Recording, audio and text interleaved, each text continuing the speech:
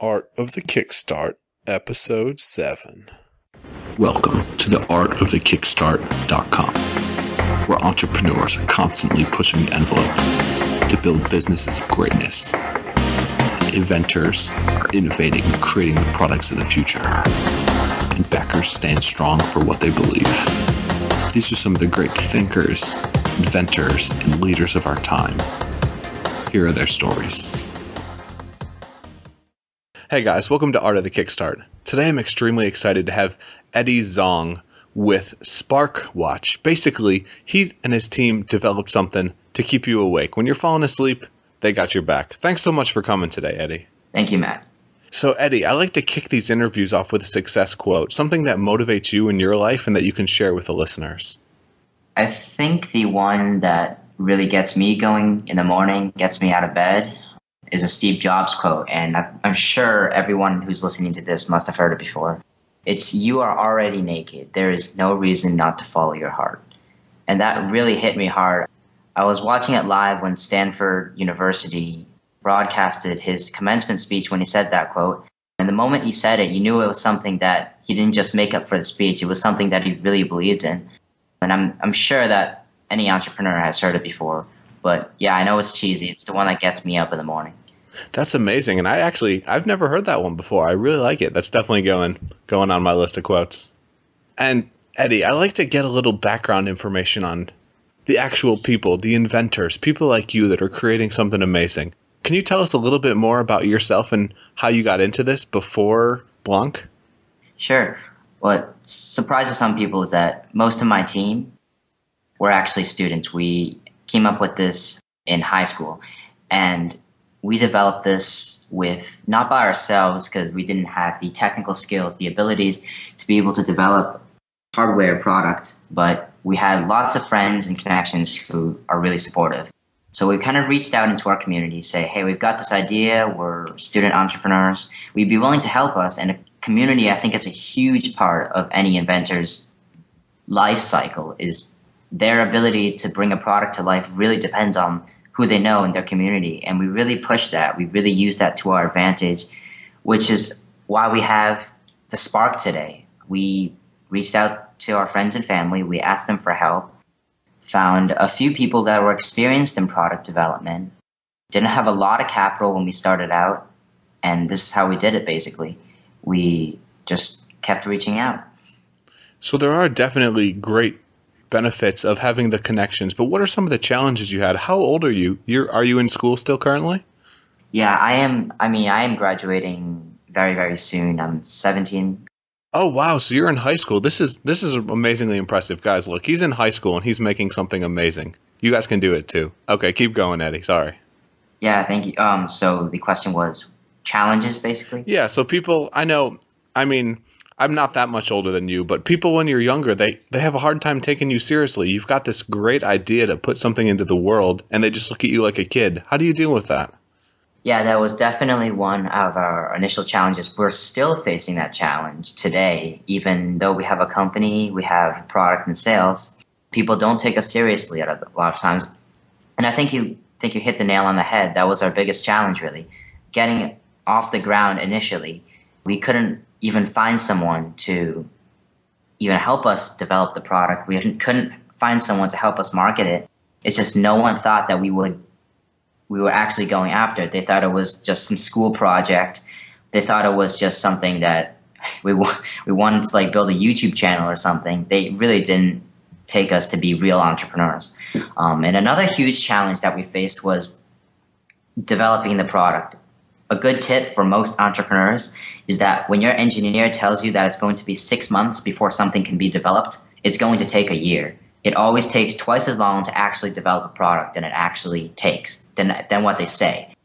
And we didn't know that. So we set up our deadlines to say, okay, we'll do this in 6 months. We'll do this in another 3 months. We'll start selling in another 2 months after that. But what really happened is that it took us twice as long to do everything. And because of our lack of experience, just being completely new to this space, we had to learn that the hard way. And we definitely had to learn some very hard lessons along the way because of that lack of experience. Is this your first venture into entrepreneurship? I know most of the time when people start something, their first couple of ventures, they just dive bomb miserably. And yet you guys are at 250% of your campaign goal. You're kicking butt. Thank you. I would accredit that mostly to the Kickstarter community and kind of luck, I guess. I would definitely attribute some of it to luck because, yeah, like you just said, a lot of it we're just kind of winging. We didn't know what we were doing. We talked to experts, we talked to more experienced people, but in the end, you've got to do it yourself, and experience counts the most. And to answer your question, this is the first time any of us have done it, except for some of our main advisors who are experienced entrepreneurs. We're first timers, and the only other experience I've had in terms of entrepreneurship are going to a few startup weekends, going to a few business plan competitions. But nothing real like this. Nothing such as a real life experience starting a company. Advisors are huge for entrepreneurs. People that have been there before you and done it. How'd you guys find advisors to help you?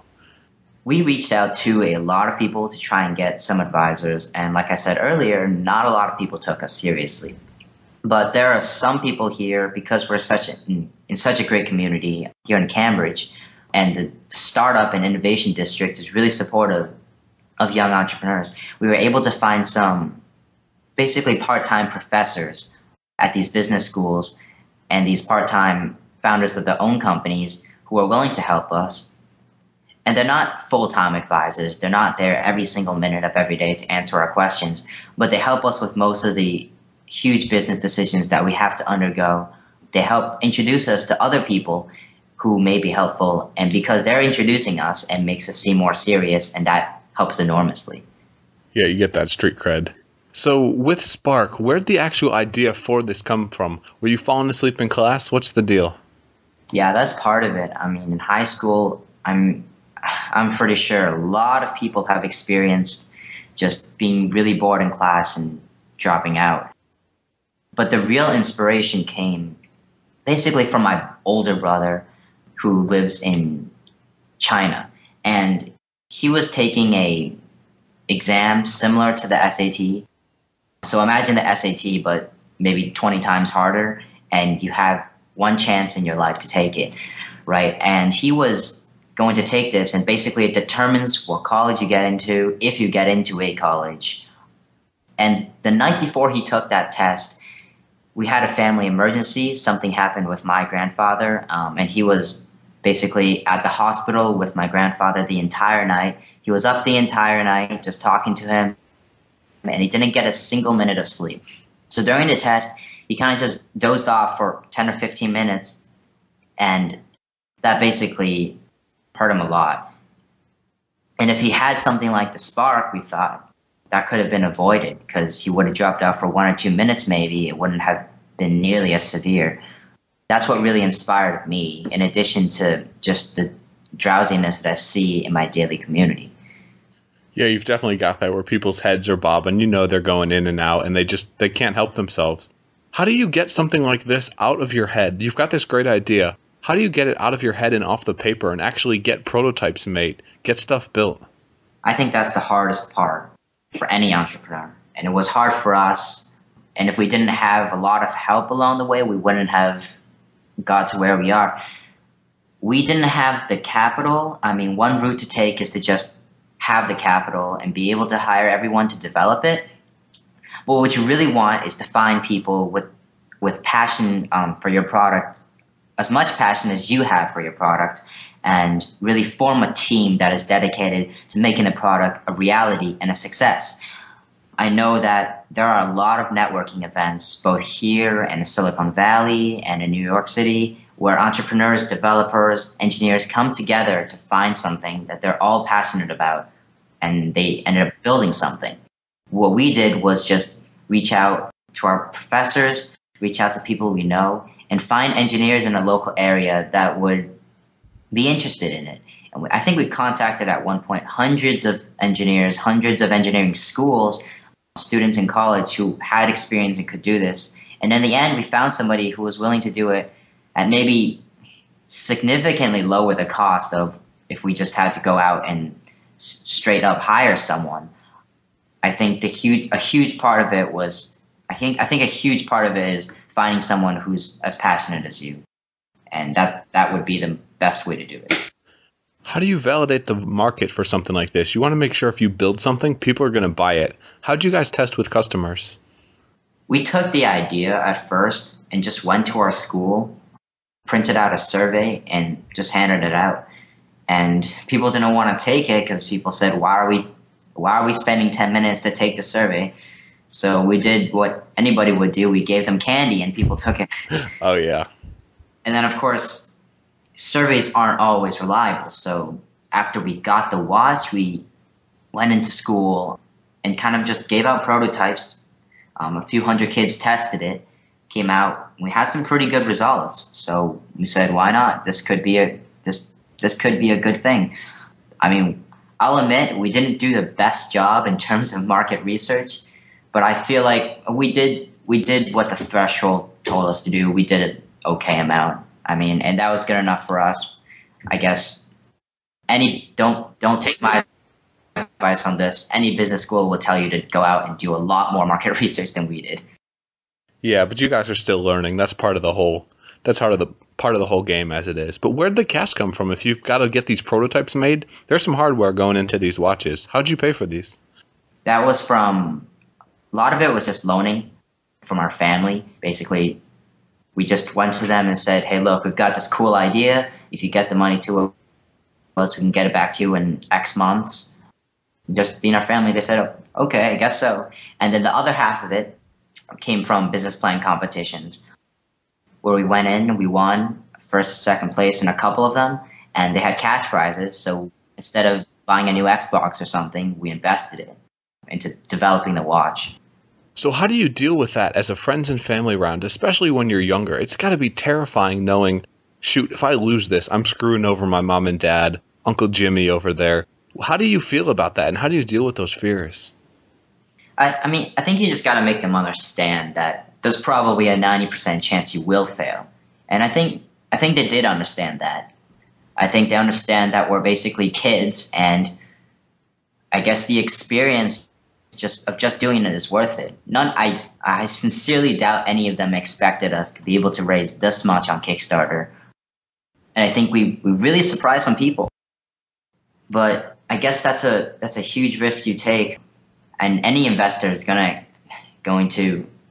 to have those doubts about you, and any investor is going to know that whatever investment I make is going to be a huge risk. And I think that's just something you have to kind of understand. And as kids, we're really appreciative that our families really came together for us and allowed us to go into this venture. So why Kickstarter? Why crowdfunding to get Spark going? Yeah, I think that's a great question. We were just thinking of selling it, but then we figured out we needed a foundation somewhere to both validate the market further, see who's buying it opposed to who's not buying it. So in the future, we can target a specific segment. And the other part of it was we really think that the Kickstarter community is like great, and they love new projects, and they're really understanding, because we weren't really sure about the shipping date. And if we were just basically selling online, we would have a fixed shipping date, and if something happened, there would be huge repercussions, and everyone would want a refund. Everyone get really mad. But we really think that the Kickstarter community, especially, people there are open-minded, they're understanding, and it's a place for startups and new projects. And not to bash on Indiegogo, but we really think that Kickstarter as a community is more secure and is really more fit and tailored to technology products in particular and startup projects like ours. Yeah, you guys are a great fit. How'd you come up with your goal of $6,000 for the campaign? That was just we have something called a minimum order on our batch system. Basically, we're not allowed to order however many watches we want. We can't order like 10 or 15 from a manufacturer. We have to order 500, then another 500, then another 500, and 6,000 is the minimum amount we need after Kickstarter takes their fees and everything to be able to go and manufacture one batch. So that's how we came up with the goal. That makes sense. And then what are some of the other struggles or challenges you've had with getting this product and getting it to market? Sure. Well, besides the actual development and getting into the market, a huge part of it was making sure that it worked, really. And we had to go through a lot of testing for that. We had 3 or 4 rounds of prototypes before we got it right. And we're still testing right now, still trying to make sure that it'll work in more scenarios. Because like you said, people want to be able to use this in more things than just the workplace and the classroom. They want to be able to drive with it, go on the subway with it. When we're trying to tweak around with the algorithm, we're trying to get some really accurate motion sensors without driving the manufacturing cost up tenfold to be able to make it work in more scenarios. And we've done a lot of testing with that. We've tried to make sure that it's going to satisfy more people. And I don't think the product development ever ends in that way. You're always testing, you're always refining the product, you're always trying out new things.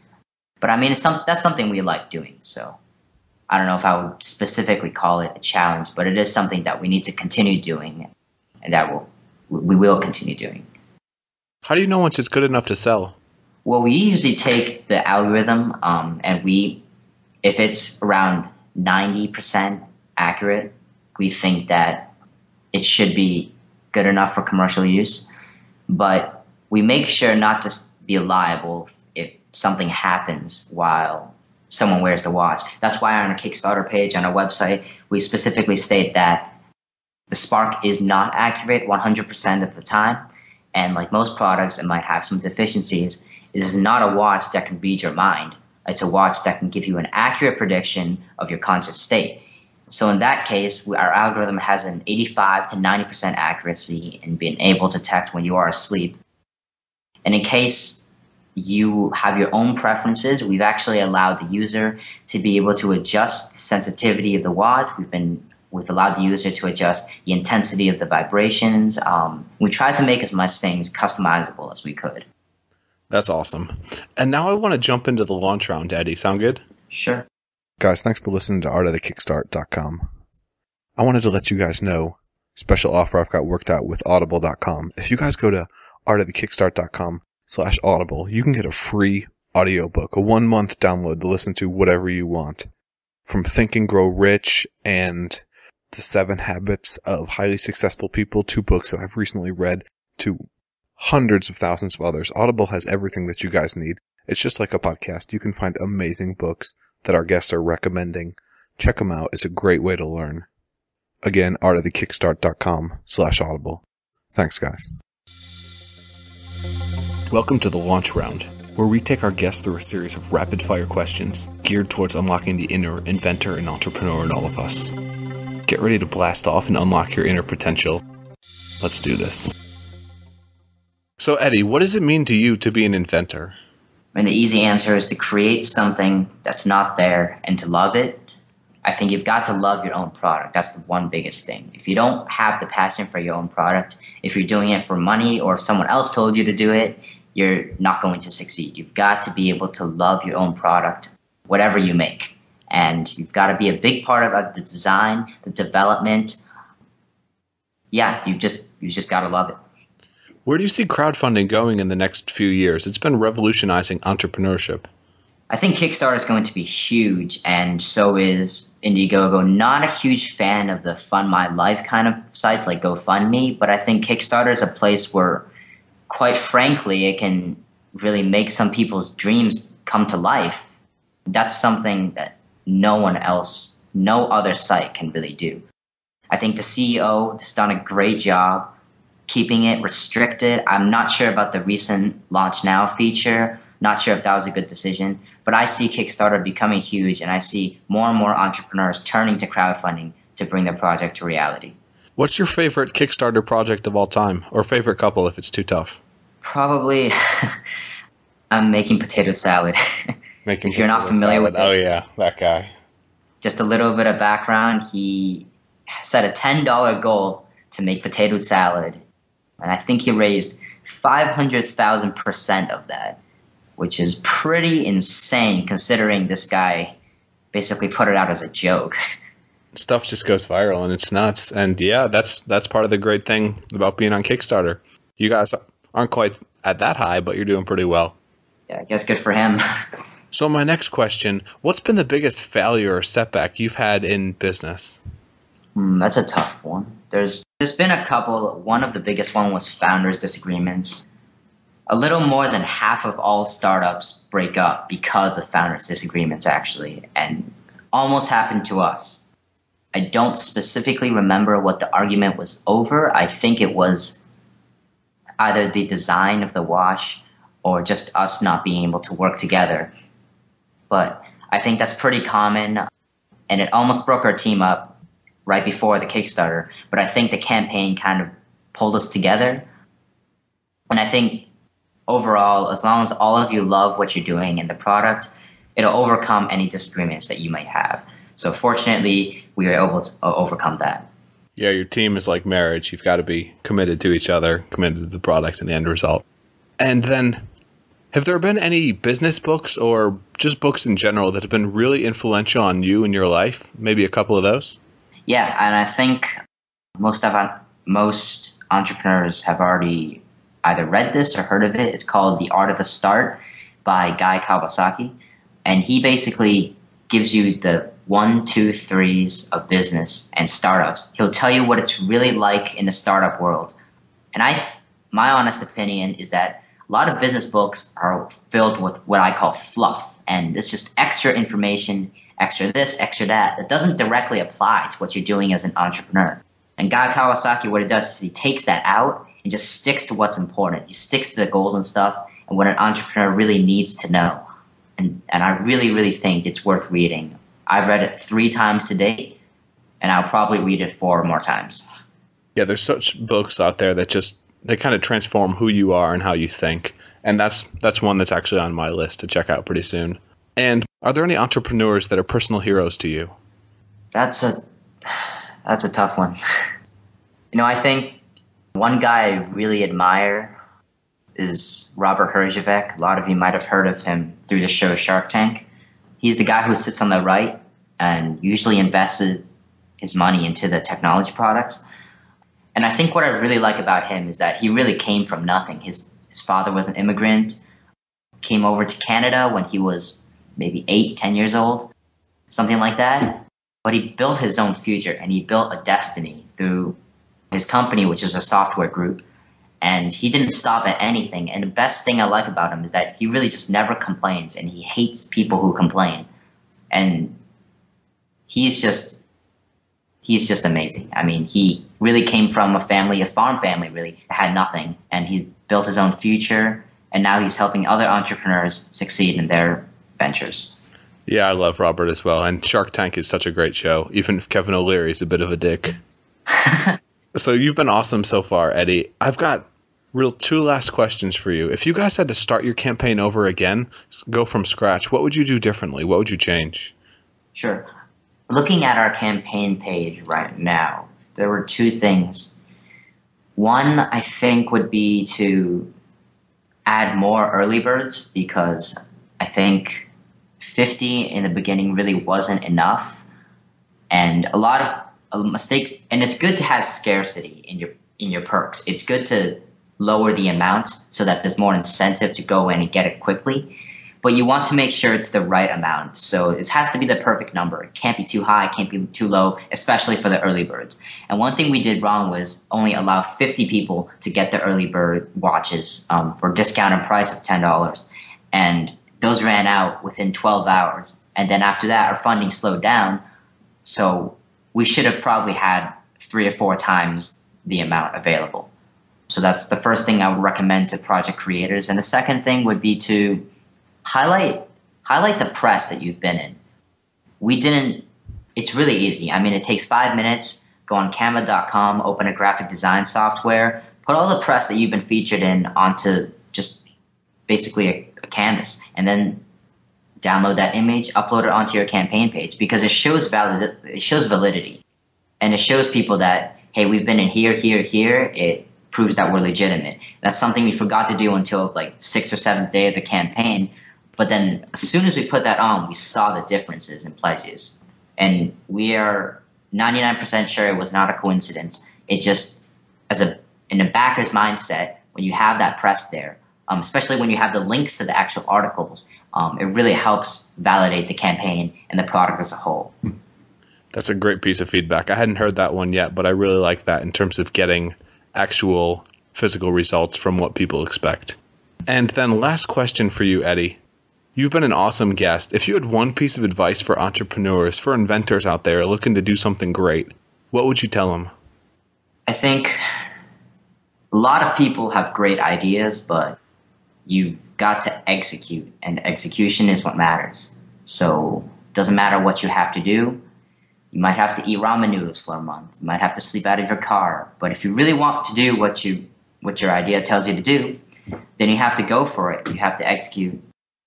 And it's really as simple as that. Whatever it takes, you've got to go out and get it. And always ask for help. I mean, you never know who will help you until you do. A lot of times people say to themselves, I'm never going to get help. That person is never going to help me. My idea is not good enough for any venture capitalist, any investor to take notice. But you really never know. Just pick up the phone, call 200 people a day if you need to. Eventually, someone's got to say yes. Someone's got to get hooked onto your excitement, especially if you're excited about it.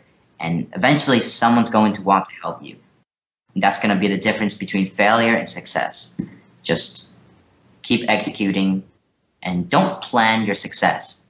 Never plan how your life is going to be after you're successful, because the only way you're going to get there is to keep working towards it. And a lot of people dream about, I'm going to do this, my service or product, my company is going to be this big.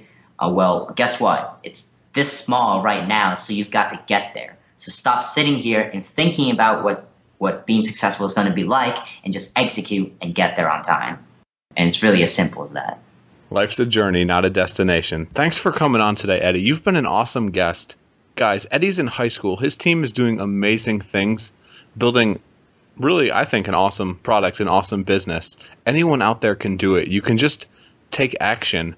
And Eddy, give yourself a plug. Share with people what you're doing, where they can come connect with you, and see the great stuff you guys are doing.